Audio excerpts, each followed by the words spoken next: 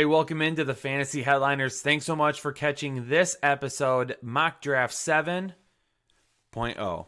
Have to keep it going. I've been doing it every other episode. Might as well keep moving with it. My name's Kyle Richardson, and I'm going to be breaking down our newest mock draft for you here today. We're closing in on draft night. It's getting really close. Obviously, a really exciting night for football players, for draftees, for fans, for everybody when it comes to the NFL draft. But it's going to be a very special night here at the Fantasy Headliners as well. We're going to be live streaming the entire first round right here live on YouTube.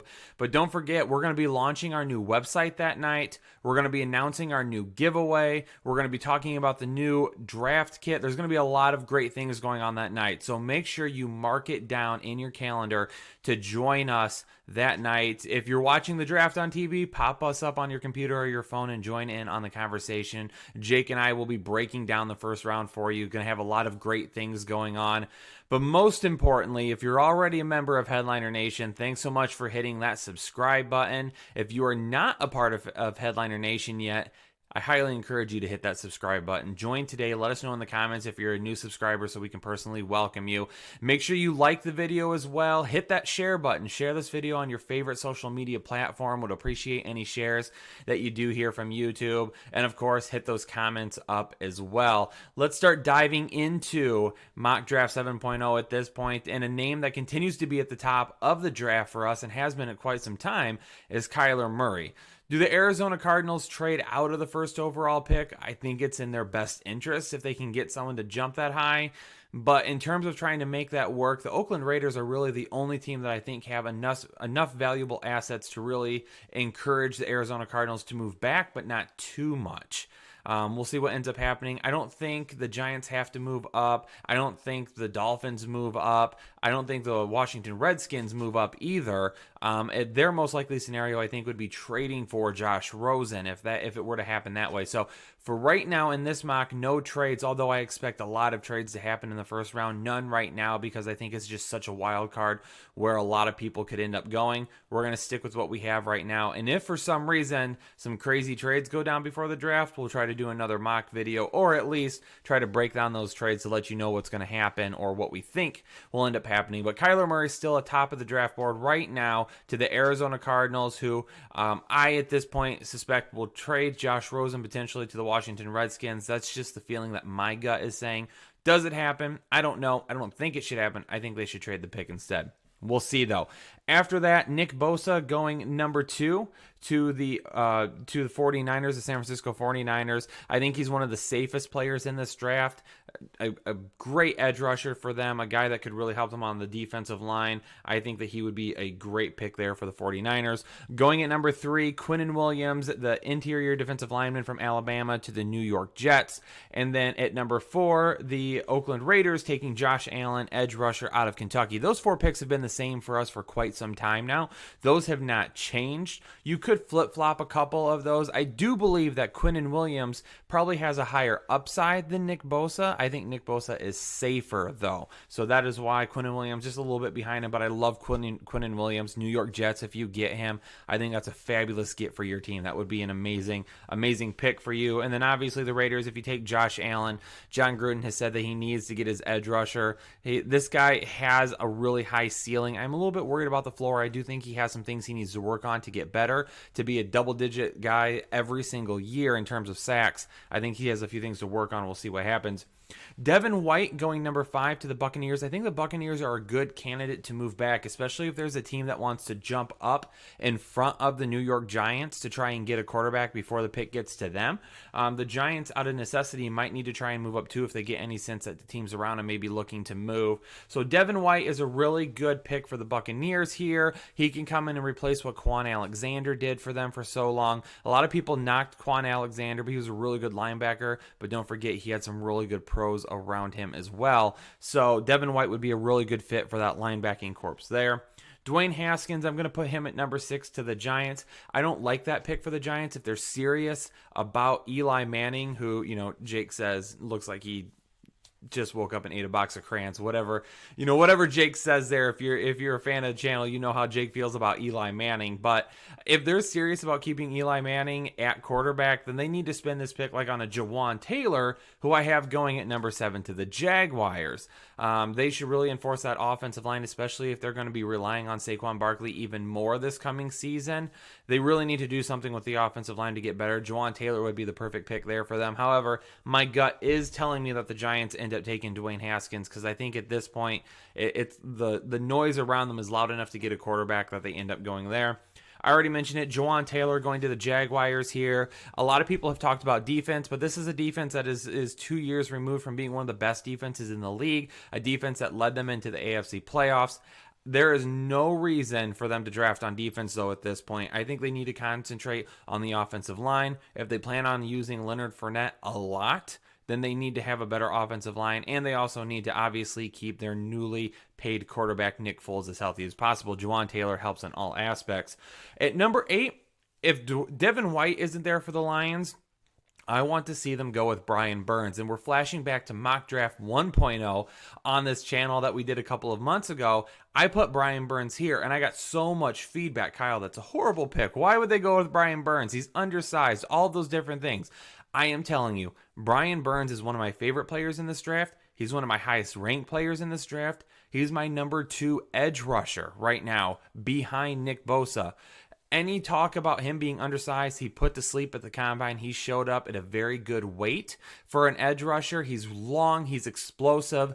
I'm telling you people, especially Detroit Lion fans, I wouldn't mock him there if I didn't like him, especially to my own team. I love Brian Burns. He is going to be a stud at the next level, and I definitely think this is a guy whose stock continues to rise. Again, if Devin White isn't there for the Lions, I think that they need to be looking at Brian Burns. At number 9 to the Bills, going Ed Oliver out of Houston, interior defensive line. Another really good player that I don't think gets enough credit in this draft. I think he's going to be a dominant force on the inside of a defensive line for a while, and for the Bills to get him there is an absolute steal in my opinion.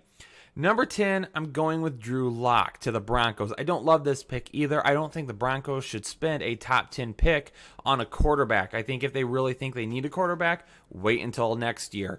Couple of reasons why. Number 1, okay, I don't like Drew Lock. I don't hate him, but I don't like him. My biggest concern is his accuracy over the middle of the field. Really, really good quarterbacks know how to exploit those open gaps in the middle of the field. If he's missing all of his wide receivers and tight ends in the middle of the field, we have a lot of issues on what he can do down the field. He won't get nearly enough respect. He's got the arm strength. He's got the size. I just don't think he develops into the type of quarterback that you take in the top 10 when you already have a guy there that can do enough to get the job done for another couple of years, I believe. So I think they should wait this year. However, I don't think that's going to happen. And number 2, Joe Flacco already showed last year in Baltimore, he's not too keen on teaching other quarterbacks. He did not like that Lamar Jackson draft pick. He didn't seem like he was interested in really helping him grow. That's part of the reason I believe he's out of there at this point and they've moved on. I don't think that John Elway needs to waste a top 10 pick on a quarterback this year. Let's wait. Go next year if you need to. Devin Bush going at 11 to the Bengals for me, and another flashback to Mock Draft 1.0 where I also had Devin Bush going to the Bengals because he is a perfect fit for them in the middle of that defense. You got Carlos Dunlap on the defensive line. You got Geno Atkins also up there as defensive tackle. Those two are going to cause a lot of mismatches. They're going to cause a lot of chaos. A lot of offensive linemen are going to have to be paying attention to where those guys are at every single moment. That has the opportunity to open up a ton of gaps and a ton of room for what Devin Bush's top asset is getting through the line to the quarterback. He's fast, he's explosive, he is right through the line, he gets into the backfield, he gets the quarterback. He's a guy that can break down the runner. He might get run over a little bit by some larger running backs, but he can break down and at least slow the play. He doesn't get faked out too much. He does a great job of breaking down, waiting for the running back, getting the running back, and taking him to the ground. So I like Devin Bush a lot. He is definitely a top 10 pick in terms of just his overall abilities. We'll see. He's been climbing a lot since the pro days as well, but since the combine, he's going to continue. He's definitely a guy worthy of a pick there. At number 12, Packers fans, don't hate me, okay? I'm going with what my gut feeling is, and I feel like TJ Hawkinson is going to be a guy that the Packers are going to look for at number 12. I like TJ Hawkinson over Noah Fant for the number one reason being the blocking. Fant's a good blocker. Hawkinson is an excellent blocker. Hawkinson's a guy that can play on the offensive line. He can create. He can help create opportunities for Aaron Jones and Jamal Williams in the run game, and he can create more opportunities for Aaron Rodgers in the passing game. I will take him over a wide receiver at this point just because they have a lot of wide receivers, but we'll talk about the Packers again, obviously, here in a little bit. But I like them here taking TJ Hawkinson. I think he's a perfect fit for them. He gives Aaron Rodgers another tight end. Jimmy Graham's going to be done soon. He's just not the same guy that he used to be. TJ Hawkinson could really learn from him this year and then move forward next year with being a true asset. Jonah Williams going to the Dolphins at 13. My number 2 offensive tackle. I think this is a great pick for the Dolphins. They pick an offensive tackle this year and wait on their quarterback. So their offensive tackle has a year to grow in the NFL. And then next year we get Jonah Williams and the rookie quarterback. He's ready to go to help protect him and keep him safe. I like this pick this year. I think they need to work on the offensive line. They have a lot of things to work on, but I think this is a really nice, safe pick for them in terms of future building as well. At number 14, Rashawn Gary. A lot of people have him on the edge. Some people have him on the interior of the defensive line. But this is why I like him to the Falcons, because they have a need for both. He could fill both of those voids. He could be very versatile on the defensive line, move inside or outside, do whatever they need him to. A lot of questions about him. I don't think he's a top 10 pick at this point. A lot of people think he's a top 10 talent. I like Rashawn Gary, but because of some of those concerns, I do think he falls a little bit in this draft. Not too far, though, mid-first round. Cody Ford going to the Redskins at number 15. Now, this is a guy, too. He was an offensive tackle in college. I think he's a guy that can transition to the interior offensive line in the NFL. Either way, though, I think he's going to be successful. I think he can be a really good offensive tackle. I think he can be a great guard, though. So we'll see how that plays out. But the Redskins could use either or. They can use either of those help. So they get him in there, see what he's most comfortable with in year one. If it's playing guard at year one, then possibly moving outside at year two. That could be some versatility that they have there. But again, they need to spend a draft pick on winning this year. And if they're going to ride Adrian Peterson and Darius Geis and Chris Thompson to winning out there, then they have a lot of really good teams to beat. They're going to have to work on the line this year and do some things to win this year. I like that pick for them in 2019. The Panthers going edge rusher with Clelin Ferrell out of Clemson at number 16. I think I like that here. I've had either an offensive tackle or an edge rusher. I'm going to go edge rusher in this mock. Number 17 to the Giants. We're going with Dalton Reisner. Okay, so they get there. I said their best pick in the first round could end up being Juwan Taylor. However, if they get Haskins and Reisner can fall to them, I really, really like Reisner. This could be an excellent first round for them if they can make this work. If this were to happen, they've met both of those needs. Again, working on the offensive line, giving Barkley as many opportunities and as many holes to run through as possible. The Vikings, it's been the same every single pick in every mock draft I've done. They're taking an offensive lineman. They need to work on the offensive line. They need to give Kirk Cousins more time to throw. They need to give Dalvin Cook as many opportunities and as many holes as possible. That's why they need to go with the offensive line in the first round. Chris Lidstrom, interior offensive lineman out of Boston College, is their pick at 18. At 19, we're going to go with Montez Sweat to the Titans, edge rusher out of Mississippi State. Now, I know there's concerns with Sweat because of what happened after the combine, coming out that he has a heart condition. But trust me, seeing people being shut down in the past, if it were serious enough, I don't think they would have let him compete in the combine and actually go out there. They did, however. I don't think he has any issues. He's still a first-round pick for me, although it probably slides to a little bit later in the first round now instead of being higher first round. At 20 to the Steelers, Greedy Williams. Now, this was a big issue for the Steelers last year, stopping teams, shutting down the pass. They couldn't do that. Greedy Williams falling to them here is a must pick for me for that team. I think this is a really good pick for them. They move forward with a cornerback. They've tried to address that defense. Still, I don't think you pass on a cornerback here. At number 21, the Seahawks go with Nasir Adderley, safety out of Delaware. He's my top-ranked safety. I think this is a future NFL star. I'm not going to try and compare him to Earl Thomas because that's not fair to Nasir Adderley or Earl Thomas, but he could be a guy that could step in and at least help to fill that void that Earl Thomas is leaving there. The Ravens at number 22 are going to take a wide receiver, DK Metcalf. Not my number one wide receiver in this draft. Personally, I do think he has a high ceiling, but pairing him with Lamar Jackson could be very good for that offense. I think they need to address that wide receiver position in the first round, though, because they need weapons for Lamar Jackson. They have 457 tight ends already. We know that, right? Okay. So, and at running back, they've got Mark Ingram now. So they have a lot of those things in place, but they need more receiving weapons, especially with John Brown being out of town now. Garrett Bradbury going to the Texans at number 23 for me. I think he's fallen in some. He's risen for some others. I still think he's a really safe first-round pick. The Texans need to protect Deshaun Watson. They have to absolutely do that. That team was excellent last year with a really bad offensive line. Just imagine how much more dangerous that offensive line or that offense could get if they ramp up that offensive line and give Deshaun Watson more time and more protection. Number 24 to the Raiders, their second pick in the first round, going defense again with cornerback out of Washington, Byron Murphy. He's my number one cornerback in this draft. I really like him. He's going to be very successful at the next level. He's a great pick for the Raiders. At number 25 to the Eagles, I'm going with Chauncey Gardner-Johnson, safety out of Florida. I had them originally taking a running back here until they brought in Jordan Howard. Now I think they switched to the mindset of taking a running back a little bit later in the draft, address that defense first. Chauncey Gardner-Johnson, a ball-hawking safety, a hard-hitting safety. He can go out there and do a lot of things for this team. The Colts are going to work on that defense even more, a defense that got better and better and better last year. They have an awesome offensive line. They have a good running game. They have weapons at wide receiver and tight end. They have Andrew Luck. Their offense is good. If they just said right now our offense is good heading into 2019, they're going to be very successful. Continue to build that defense, especially the defensive line. Christian Wilkins on the interior defensive line is going to create a lot of problems. He's going to make that defense even better.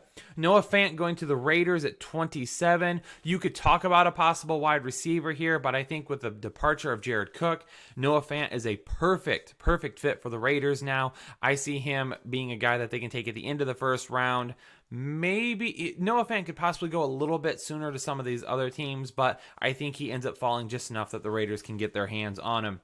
The Chargers at 28 going with Jerry Tillery, interior defensive line out of Notre Dame. He was not a first-round pick for me until the last mock draft. I have him as a first-round potential talent at this point.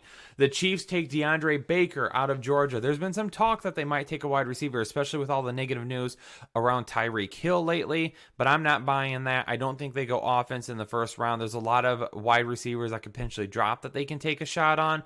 Instead, continue to work on that defense. Continue to make sure that you give Patrick Mahomes the opportunity to not have to go out there and gunsling every single game, right? You don't want him having to feel like he puts up 50 points every game to win. You want the defense to do some work.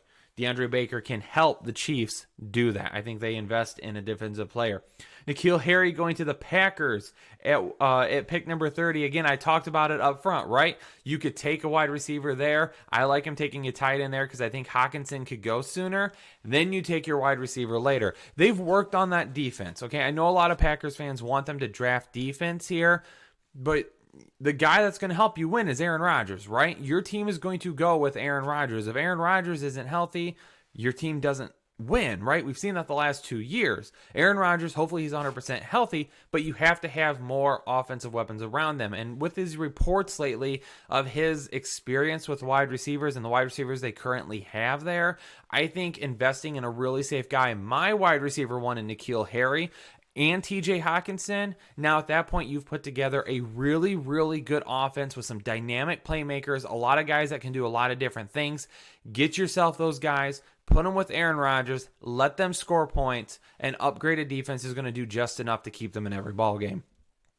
At number 31, the Rams take Mack Wilson. I know there's a lot of people that don't have a first-round grade on Mack Wilson. I still do. I really honestly think he's more of a mid to early second-round player. However, there is the possibility that he creeps up into the first round with no trades in this mock draft. I think that there is a possibility that Mack Wilson could creep up to the Rams. The linebacking spot with Mark Barron being gone is one that I want them to address. Mack Wilson could help them in that spot. And then finally, our final pick of the evening, number 32 to the Patriots. They're going to go with Hakeem Butler. With both tight ends gone Okay, there's no sense in them moving up. I don't think they need to move up to get a tight end. I don't want to see them do that. Instead, they wait for their wide receiver here, get Hakeem Butler, who could be a huge asset to Tom Brady, and then maybe get a guy like Irv Smith Jr. in the second round if they can get him.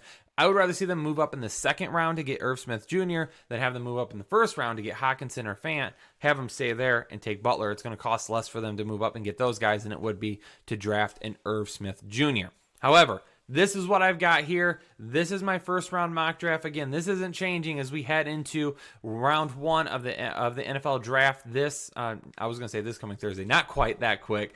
A week from this Thursday, we've got a little bit of time left before that draft. However, if there's some trades, if there's some movements, I'll try to get another one done, whatever it may be, or do another video piece on a reaction to that trade and what I could see happening.